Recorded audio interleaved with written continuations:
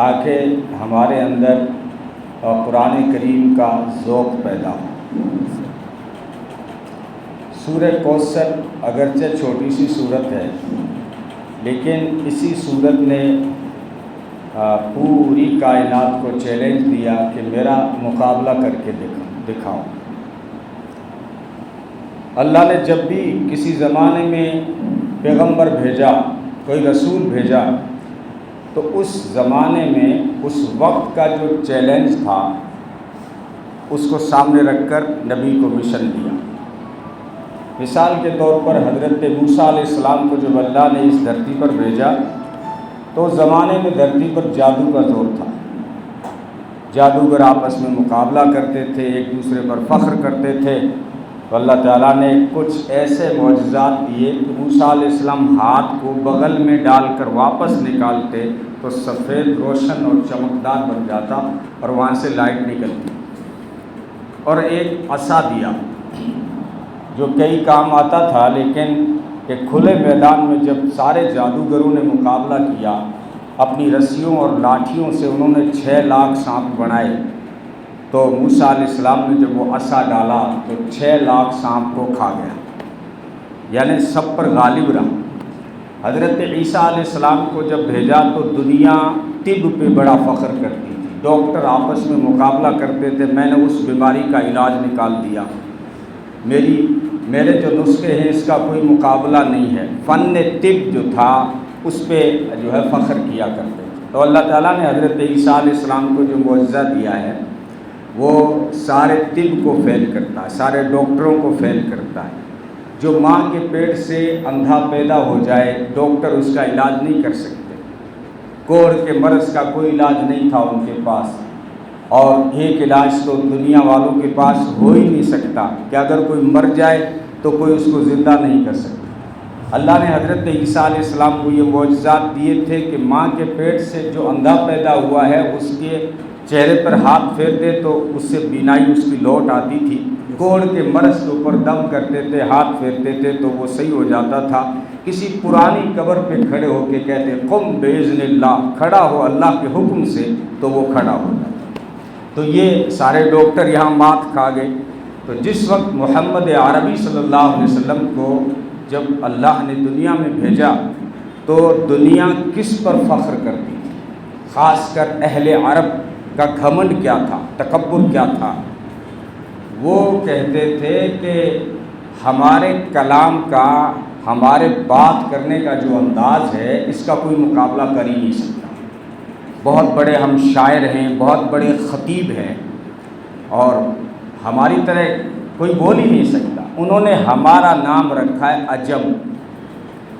دنیا کو 2 حصوں میں بانٹا، ایک کو عرب کہا، دوسرے کو عجم کہا۔ عجم کے کیا معنی ہے؟ جو گونگا ہو، بول نہ سکتا ہو۔ کیا یہ مارواڑی میں، فارسی میں، پنجابی میں، یہ جو زبان ہلا رہے ہو یہ کوئی بولنا ہے؟ اس کو عرب نے زبان مانا ہی نہیں، بولا گونگے لوگ ہیں، اشاروں سے کام چلا رہے ہیں، اس لیے ہم کو عجم کہا انہوں نے، اور خود اپنے کلام پر فخر کیا کہ ہماری شاعری کا کوئی مقابلہ نہیں۔ ایک وفد آیا تھا نبی کی خدمت میں کہ ہم اسلام میں آ سکتے ہیں لیکن ایک شرط ہے کہ ہمارے شاعروں کا کوئی مقابلہ کرے، ہمارے خطیبوں کا کوئی مقابلہ کرے۔ تو مقابلہ ہوا اور اس میں اسلام کا خطیب بھی پہلے نمبر پر رہا اور اسلام کا شاعر حضرت حسان بھی پہلے نمبر پر رہا۔ تب وہ قافلہ اسلام میں داخل ہوا تھا، لیکن انہیں بڑا فخر تھا کہ ہمارے کلام کا، ہماری شاعری کا کسی کے پاس کوئی جواب ہی نہیں ہے۔ وہ 40 سال سے فخر کرتے آ رہے تھے۔ سال میں ایک بہت بڑا مشاعرہ ہوتا تھا، اس میں جو شاعر ٹاپ آتا تھا اس کی شاعری کو وہ خانہ کعبہ پہ لٹکا دیتے تھے۔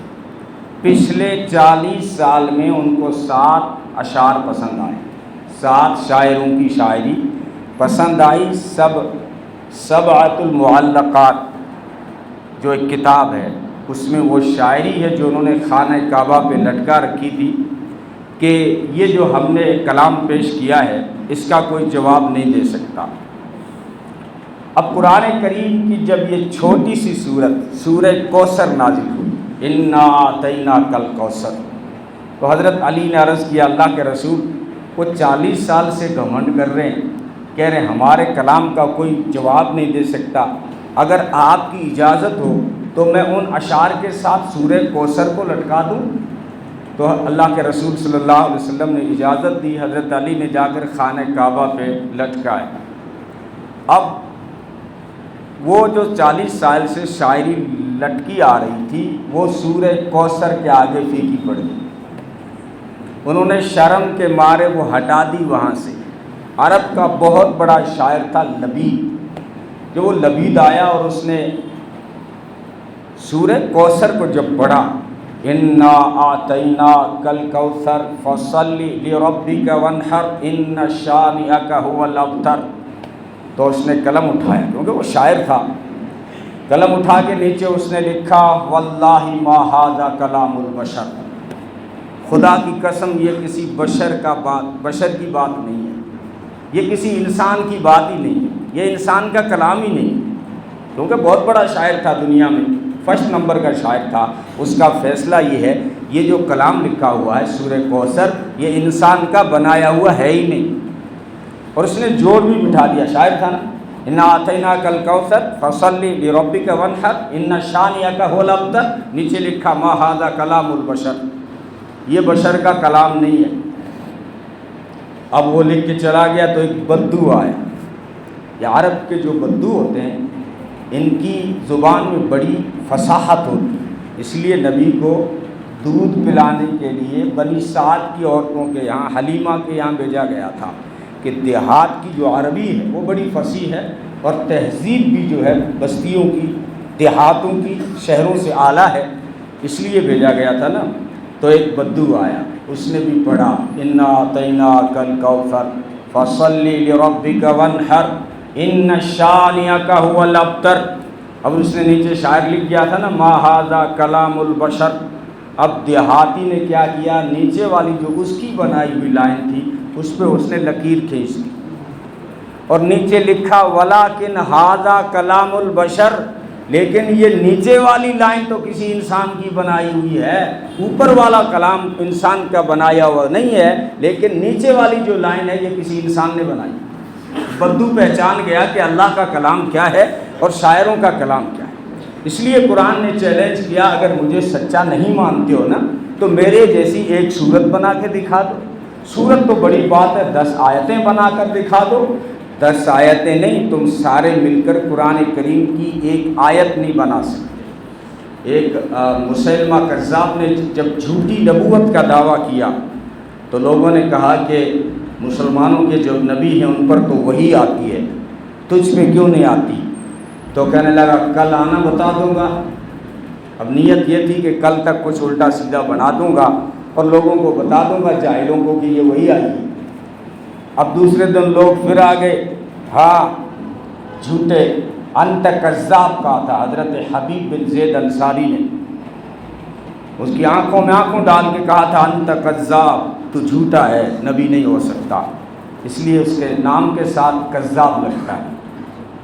تو لوگوں نے کہا کہ وہی سناؤ، وعدہ کیا تھا نا کل وہی سنائیں گے، تو اب اس نے ایک بنایا تھا الفیل ملفیل وما ادراک ملفیل لہو ذنب وبیل وخرطومہ طویل، کہ ہاتھی کیا ہوتا ہے، ہاتھی تمہیں کیا پتا ہو ہاتھی کیا ہوتا ہے، اس کی گردن موٹی ہوتی ہے، سونڈ بہت لمبی ہوتی ہے۔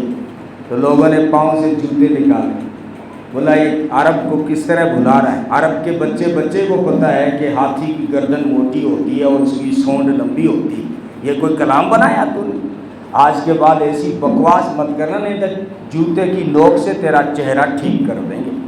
تو قرآن کریم جو اللہ کا کلام ہے، اس کو کوئی، اس چیلنج کو آج بھی کوئی پورا نہیں کر سکا اور نہ قیامت تک کوئی اس چیلنج کو قبول کر پائے۔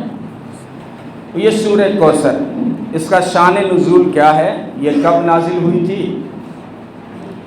جب کچھ کافروں نے اللہ کے رسول صلی اللہ علیہ وسلم کو طعنہ دیا، اللہ تعالیٰ نے اپنے محبوب کو بیٹے دیے اور واپس لے لیے۔ یہ اللہ کی مرضی ہوتی ہے، کسی کو بیٹے دیتے ہیں، کسی کو بیٹیاں دیتے ہیں، کسی کو دونوں دے دیتے ہیں، کسی کو دونوں نہیں دیتے۔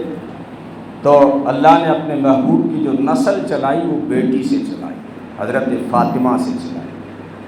بیٹے جب چھوٹی چھوٹی عمر میں چلے گئے تو ابو جہل نے، کعب بن اشرف نے، عاص بن وائل نے، یہ کفر کے لیڈر، انہوں نے جو ہے تانا دیا، اور عرب جو ہے مقطوع النسل کو، جن کے نرینہ اولاد نہیں ہوتی، اس کو کہتے ابتر، اس کی تو دومی کٹ گئی، اس کا نام کٹ گیا، اب اس کا نام نہیں چلے گا۔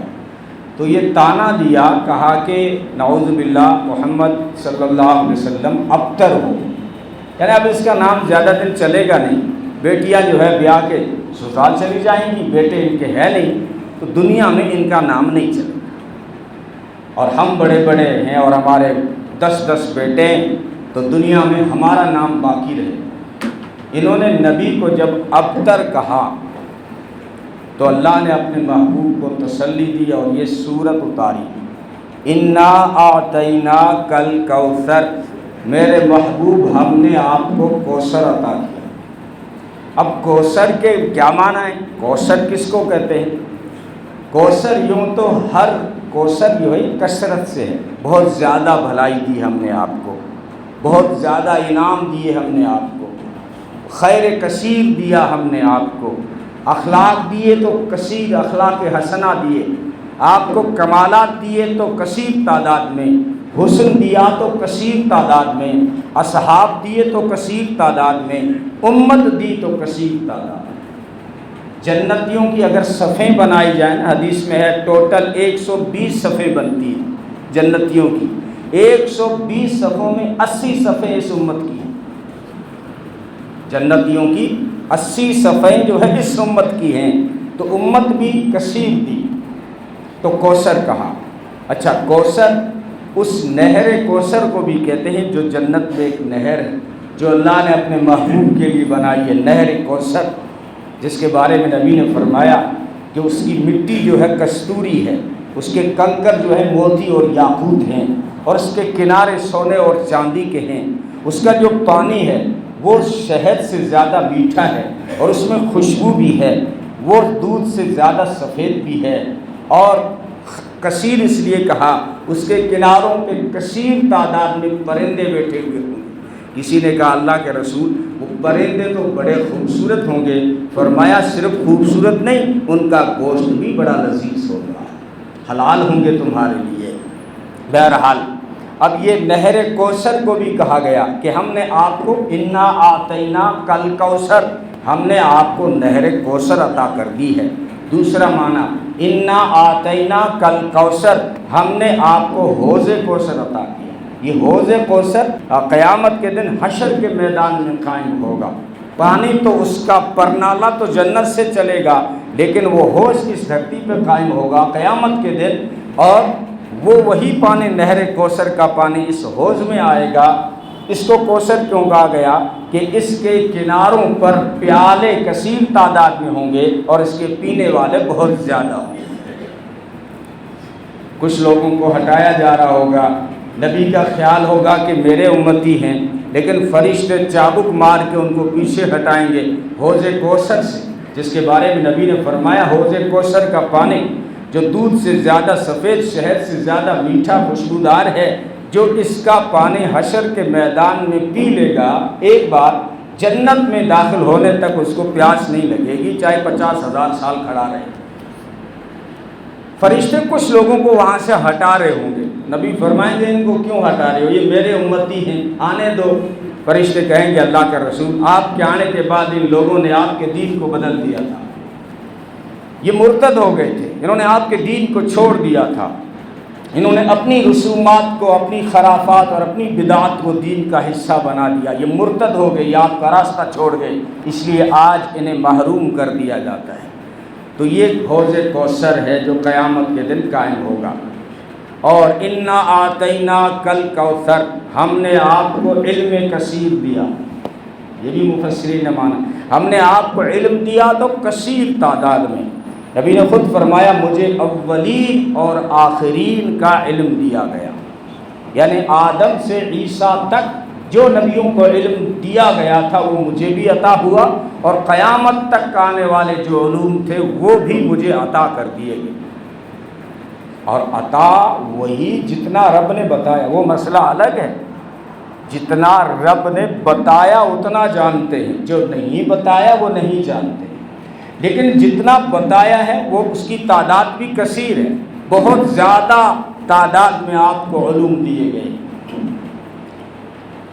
علوم بہت سارے ہوتے ہیں نا، یہ آج ہماری بدقسمتی ہے کہ ہم نے علم کو بھی تقسیم کر دیا، ورنہ آپ اسلام کا بالکل جو ہے گہرائی سے مطالعہ کریں، اسلام نے علم کو کبھی تقسیم نہیں کیا۔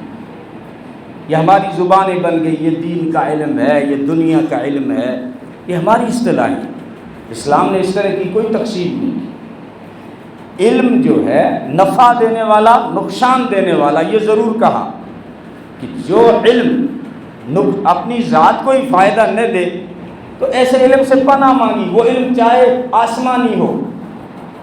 بلعام بعورہ آسمانی علم رکھتا تھا، یہودیوں کا بڑا عالم ہے، بنی اسرائیل کا، اس میں اعظم جانتا تھا، لیکن اس نے علم کو غلط استعمال کیا، نفع کے بجائے نقصان کا پہلو علم سے نکالا۔ وہ مستجاب الدعوات تھا، اللہ اس کی ہر دعا قبول کرتا تھا، تو لوگ اس کو آئے، لالچ دی اس کو کہ تو موسیٰ علیہ السلام کے لیے بربادی کی دعا کر دے۔ تو اس عالم نے رشوت لے کر جب ہاتھ اٹھائے نا، اپنے علم کو جب غلط استعمال کیا ہے، اب کہہ رہا تھا کہ اللہ موسیٰ کو جو ہے برباد کر دے، لیکن اس کی زبان سے، زبان بھی تو اللہ کے قبضے میں ہے، اس کی زبان سے نکلا اے اللہ موسیٰ کے دشمنوں کو برباد کر دے، یعنی جو دعا وہ کروانا چاہ رہے تھے وہ بھی نہیں ہوئی، اور اللہ اتنا ناراض ہوا کہ اس نے جب علم کو غلط استعمال کیا تو فرمایا کہ بلعام باورا سے سکتا ہوا کتا ہے، اس کی زبان باہر لٹک آ گئی تھی، اور جو ہے وہ سسکتا رہتا تھا۔ جانوروں میں کتا ہی ایسا جانور ہے جس کو آکسیجن سے چڑ ہے، ہانپتا رہتا ہے، اتنا سارا باہر آکسیجن پڑا ہے گلیوں میں، پھر بھی یوں لگتا ہے بیچارے کو کہیں گھٹن ہو رہی ہے، ہانپ رہا ہوتا ہے۔ فرمایا بلعام باورا سسکتا ہوا کتا ہے۔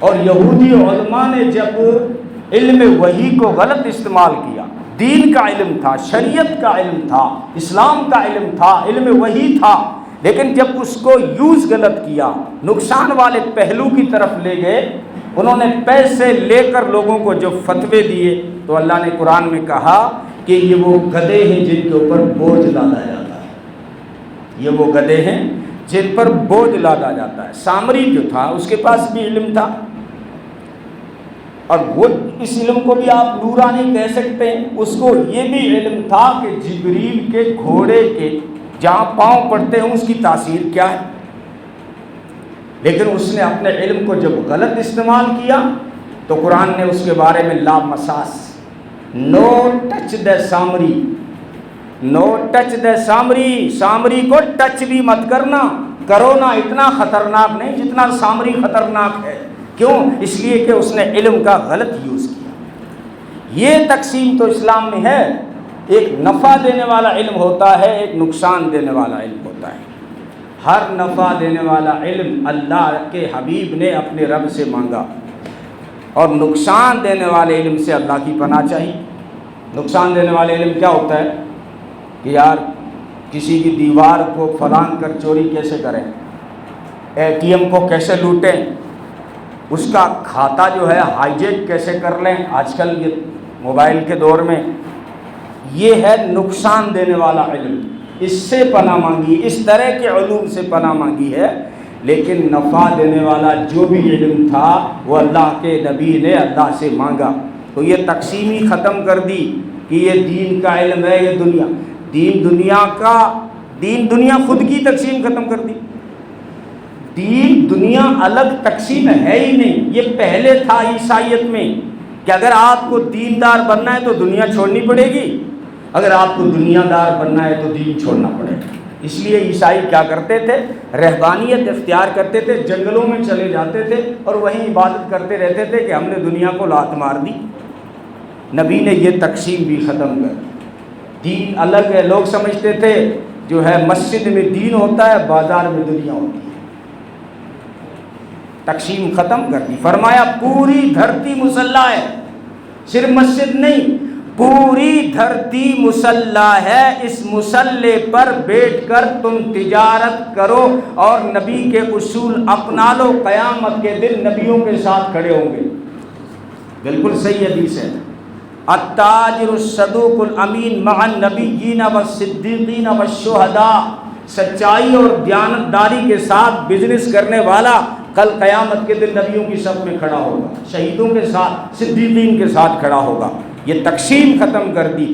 بے شک آپ کو مسجد میں بلایا ہے, نماز جو ہے اسلام کی آئیڈینٹی اور پہچان ہے, اسلام کا محتم بشان عمل ہے, لیکن یہ نہیں ہے کہ مسجد سے باہر نکلے تو اسلام کی چھٹی ہوگی. نہیں, باہر نکلتے ہی باہر بھی اسلام ہے, اندر بھی اسلام ہے, باہر بھی دین ہے, اندر بھی دین ہے. آپ باہر نکلے, دیکھا سڑک کے اوپر ایک لکڑی پڑی ہوئی ہے, اگر آپ نے اس کو ہٹا دیا کہ کسی کو تکلیف نہ ہو تو نبی نے فرمایا یہ ایمان کا حصہ ہے, ایمان کا حصہ ہے. آپ کسی بیمار کو دیکھنے چلے گئے, مسلم ضروری نہیں ہے, غیر مسلم, آپ کو پتہ چلا فلانا جاٹ بیمار ہے, آپ کو پتہ چل گیا وہ فلانا بیچارہ, وہ راجپوت کو نہیں, وہ بیمار ہو گیا, آپ اس راجپوت کو دیکھنے چلے گئے, 70,000 فرشتے آپ کے لیے مغفرت کی دعا کریں گے.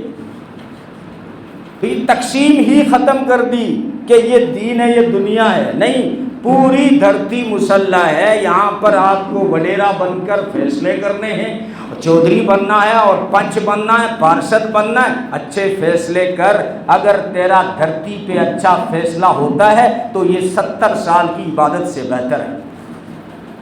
تو باہر کسی غریب انسان کے کام آتا ہے تو یہ 10 سال جو مسجد میں تو بیٹھ کے اعتکاف رہے گا اس سے بہتر ہے کسی پریشان حال انسان کے کام آنا. تقسیم ہی ختم کر دی کہ یہ دنیا ہے. اس لیے تو عیسائی سمجھتے تھے کہ دنیا دار بننا ہے تو خدا کو چھوڑ دو, خدا کو پکڑنا ہے تو دنیا کو لات مارو. اسلام نے نہیں کہا ہے دنیا کو لات مارو. ان الدنیا خلقت لکم, دنیا تمہارے لیے بنائی ہے, وانکم خلقتم للآخرہ, تمہیں آخرت کے لیے بنایا ہے. دنیا کو حلال راستوں سے اس کو حاصل کریں. تو ایک انا آتینا کل کوثر کا یہ معنی ہے کہ میرے محبوب ہم نے آپ کو علم بھی بہت کثیر دیا. اس کے اوپر میں روشنی زیادہ ڈالتا ہوں, میرے بیانوں میں اس پر زور ہوتا ہے کہ جو مسلمان جس کو پہلا حکم یہ دیا گیا تھا اقرا بسم ربک, پڑھ اپنے رب کے نام سے, وہی مسلمان آج دنیا کی ساری قوموں میں پڑھائی میں سب سے پیچھے. حالانکہ پہلا حکم اس کو یہ دیا گیا, نماز پہلا حکم نہیں ہے, توحید پہلا حکم نہیں ہے. بے شک اہمیت توحید کی زیادہ ہے, اہمیت نماز کی زیادہ ہے, لیکن جب اللہ نے پہلا حکم نازل کیا تو سورہ اقرا کو اتارا ہے, پڑھ, کیونکہ روشنی ہے نا. اندھیرے میں کیا پتہ چلے گا لاٹھی ہے کہ سانپ ہے. کسی کمرے میں اگر تجھے نماز بھی پڑھنی ہو, وہاں اگر تجھے خانہ کعبہ کا نقشہ بھی بنانا ہو, لیکن پہلے لائٹ آن کر, روشنی. ایسا نہ ہو تو سمجھے میں قلم اٹھا رہا ہوں, وہاں سانپ بیٹھا ہو, چھپکلی میں ہاتھ ڈال دے. اس لیے علم کی سب سے پہلے ضرورت پڑے گی کہ پہلے تو لائٹ چالو کرو, علم روشنی ہے اس کو حاصل کرو. علم خود بتا دے گا کہ یہ راستہ کہاں جا رہا ہے. علم تمہیں بتائے گا نماز صحیح کیسے ہوتی ہے, علم بتائے گا کہ زکوٰۃ صحیح کیسے ہو, علم بتائے گا کہ حج کیسے ہوتا ہے. تو اس لیے علم کو مقدم کیا. اور علم ہی دوستوں اور خاص کر نوجوانوں, علم ہی وہ جوہر اور وہ اسپرٹ ہے جو آپ کو جذبہ, حوصلہ, قوت, طاقتور بناتا ہے. آپ چاہتے ہیں کہ ہم مضبوط ہوں, ہمارا اسٹیٹس ہو, ہمارا مقام ہو, تو صرف واٹس ایپ پر اسٹیٹس لگانے سے نہیں ہوگا, علم کا جوہر ساتھ میں رکھنا ہوگا. اعلیٰ تعلیم حاصل کریں, تمہاری خود قیمت بن جائے گی. ادنا مثال دیا کرتا ہوں, ادنا ہدہد پرندہ ہے, لیکن سلیمان علیہ السلام کا جاؤ جلال اتنا ہے کہ وہاں جنات گھبراتے ہیں. لیکن ہدہد جو غیر حاضر تھا, سلیمان غصے میں ہیں, آئے تو بتانا سخت سزا دوں گا. جب وہ آیا ہے اس نے حوصلے سے بات کی. اللہ کے پیغمبر سزا بعد میں دیں, پہلے میری بات تو سنیں. یہ حوصلہ کس نے دیا؟ علم نے. علم کیا تھا؟ علم تھا اس کے پاس ایک نیوز تھی. اب آپ کہو گے نیوز کیسے علم ہو گیا؟ ارے بھائی صاحب, جو آج نیوز ہے یہ کل ہسٹری بنے گا, وہ ہسٹری کا علم بنے گا. آج آپ نے سرسری نیوز پڑھ لی کہ راہل گاندھی نے ووٹر چور کو پکڑ لیا, یہ نیوز ہے, لیکن کل یہ ہسٹری بنے گی. تو اس کے پاس نیوز تھی کہ یمن کے اندر بلقیس عورت ہے، سلیمان کے جیسا تخت رکھتی ہے، سورج کی پوجا کرتی ہے، یہ نیوز تھی، لیکن تاریخ بنی قرآن نے اس کو نقل کیا۔ تو یہ علم تھا نا، اس علم نے حوصلہ دیا، جس سے جنات گھبرا رہے تھے، وہاں ہدہد چھوٹا سا پرندہ، کارپیٹر، ستھاریوں کہ تھاری بھاشا میں وہ نکما رہنا اس کو پسند ہی نہیں ہے، آج بھی درخت پہ بیٹھا رہتا ہے تو کچھ نہ کچھ کام کر رہا ہوتا ہے، یہ ہدہد پرندہ۔ اس نے کہا کہ سزا بعد میں دیں، میری بات تو سنیں۔ حوصلہ کس نے دیا؟ علم نے دیا، اور علم چھوٹوں کو حوصلہ دیتا ہے۔ جنات شرمندہ ہو گئے کبھی انسان کے آگے تو علم کی وجہ سے، بڑا علم گھمنڈ تھا کہ ہم آج آئیں تو 5 منٹ کے بعد افغانستان ہے، ابھی بھینس بن جائیں، ابھی جو ہے گائے بن جائیں۔ جنات کو بڑا گھمنڈ تھا، انسان کے آگے ایک بار یہ شرمندہ ہوئے علم کی وجہ سے۔ سلیمان علیہ السلام کا جاہ و جلال لشکر ہے، اور سلیمان نے دیکھا دھول اٹھ رہی ہے، بلقیس آ رہی ہے، فرمایا کوئی ایسا ہے تم میں سے جناتوں کہ بلقیس کے آنے سے پہلے اس کا تخت یمن سے اٹھا کر ملک شام میں رکھ دے، یمن سے اٹھا کر ملک شام میں۔ جناتوں نے کہا لا تو دیں گے، لیکن یہ آپ کی مجلس جب تک ختم ہو جائے گی تب تک تو ہم لا دیں گے۔ فرمایا نہیں، مجھے بہت جلدی چاہیے۔ تو ایک انسان نوجوان آصف جس کا نام تھا، حضرت سلیمان علیہ السلام کا رشتہ دار تھا، اور اس کے پاس میں اسم اعظم کا علم تھا، اس نے کہا یہ جنات بڑی دیر لگا رہے ہیں، اللہ کے پیغمبر آپ آنکھیں بند کریں۔ آنکھیں بند کر دی، فرمایا اللہ کے پیغمبر اب آنکھیں کھولیں۔ جب آنکھیں کھولی تو وہ تخت سامنے تھا، یہاں پہ جنات شرمندہ ہو گئے۔ تو علم کثیر دیا میرے محبوب، اور بھی کئی معنی ہے میرے محبوب۔ انا آتینا کل کوثر، ہم نے حسن کثیر دیا، ہم نے آپ کو اخلاق کثیر دیے، ہم نے آپ کو امت کثیر دی، ہم نے قرآن دیا، یہ بھی کثیر ہے، اس کے اندر بہت سارے علوم پڑے ہوئے ہیں، ہم پہنچے ہی نہیں۔ 1000 تقریباً آیتیں وہ ہیں جو سائنس کو بیان کرتی ہیں، ہمارا صرف ترجمے پہ نگاہ جاتی ہے، بولا وہ قرآن تو ڈرا رہا ہے بھائی، قبر سے ڈرا رہا ہے، جہنم سے ڈرا رہا ہے۔ ارے جہنم کی آیت میں سائنس موجود ہوتا ہے، قرآن کریم کی ایک آیت ہے جس میں وہ جہنم سے ڈرا رہا ہے کہ جب جہنمی کو جہنم میں ڈالا جائے گا تو جیسے ہی اس کی چمڑی جلے گی میں فوراً دوسری چمڑی لگا دوں گا، یہ اللہ کہہ رہا ہے۔ اب سائنس نے ریسرچ کیا کہ اللہ چمڑی کیوں بدل رہا ہے؟ بھائی اس کی روح نہیں نکالتا نا، مرنے نہ دیتا، جلتا رہتا، چمڑی بدلنے کی بات قرآن نے کیوں کی؟ تو سائنس اس پر پہنچا ہے کہ انسان کی باڈی میں تکلیف اور درد کے جو سیل ہوتے ہیں سب سے زیادہ چمڑی میں ہوتے ہیں۔ اللہ نے جواب دے دیا تھا چمڑی اس لیے بدل رہا ہوں تاکہ عذاب زیادہ چکھے۔ سائنس نے کہہ دیا کہ عذاب چکھنے کے سیل چمڑی میں زیادہ ہوتے ہیں، اس لیے اس نے چمڑی بدلنے کی بات کی ہے۔ یہ سائنس ہے کہ نہیں؟ تو علم دیا تو کثیر دیا۔ آپ کو یہ تانا دے رہے ہیں کہ آپ کا کوئی بیٹا نہیں ہے، میں آپ کی بیٹی سے نسل چلاؤں گا، قیامت آ جائے گی لیکن تیری بیٹی کی نسل ختم نہیں ہوگی۔ یہ ہے قیامت سے پہلے حضرت مہدی علیہ السلام جو آئیں گے وہ حضرت فاطمہ کی اولاد میں سے ہوں۔ اس سے پتہ چلا کہ نبی جن کو تانا دیا تھا کافروں نے کہ ان کے کوئی بیٹا ہے نہیں، ان کی نسل ختم ہو جائے گی، قیامت تک ان کی نسل کو چلایا۔ اور وہ جنہوں نے تانا دیے تھے نا، آج ان کی اولاد دنیا میں ہے ہی نہیں۔ کوئی بتا سکتا ہے عاص بن وائل کی اولاد کہاں ہے، کعب بن اشرف کی اولاد کہاں ہے؟ جنہوں نے تانا دیے تھے ان کا کوئی نام نشان نہیں ہے۔ انہوں نے کہا تھا ہمارے 10 بیٹے ہیں، ہمارا نام چلے گا، لیکن نام چلانا کس کے ہاتھ میں ہے؟ جسے اللہ رکھے اسے کون چکھے، اور جسے وہ چکھے اسے کون رکھے۔ نام و نشان مٹا دیا ان کا، نام و نشان۔ تو یہ ہے مطلب، بس یہ ٹائم ہو گیا۔ سورہ کوثر آپ کے اندر ذوق پیدا ہوا، یہ سمندر ہے، اگر میں چاہوں تو 5 گھنٹے بھی سورہ کوثر پہ بول سکتا ہوں۔ انا آتینا کل کوثر، میرے محبوب ہم نے آپ کو کوثر دیا، نہر کوثر، حوض کوثر، علم کوثر، حسن کوثر۔ یہ فصلی لربک وانحر، میرے محبوب نماز، جب شکر ادا کریں، اتنی نعمتیں دی ہیں تو شکر کیا ہے؟ فصلی لربک وانحر، نماز جو بدنی عبادت ہے، جتنی بھی بدنی عبادتیں ہیں ان میں سب سے اہم نماز ہے، اس لیے نماز کا ذکر کیا ہے، اور جتنی بھی مالی عبادتیں ہیں اس میں قربانی اور جہاد ہے، اس لیے آگے ونحر بھی کہا ہے، یعنی جتنی بھی بدنی اور مالی عبادتیں ہیں وہ ادا کر کے اس کا شکر ادا کیجئے کہ اس نے آپ کو کثیر تعداد میں نعمتوں سے نوازا ہے۔ رہی دشمنوں کی بات، ان شانئک ھو الابتر، تیرے دشمن ہی دم کٹے ہو جائیں گے، ان کا نام و نشان ختم ہو جائے گا، لیکن قیامت تک جہاں جہاں خدا کا نام ہوگا وہاں وہاں مصطفیٰ کا نام ہوگا۔ اللہ تعالیٰ عمل کی توفیق عطا فرمائے۔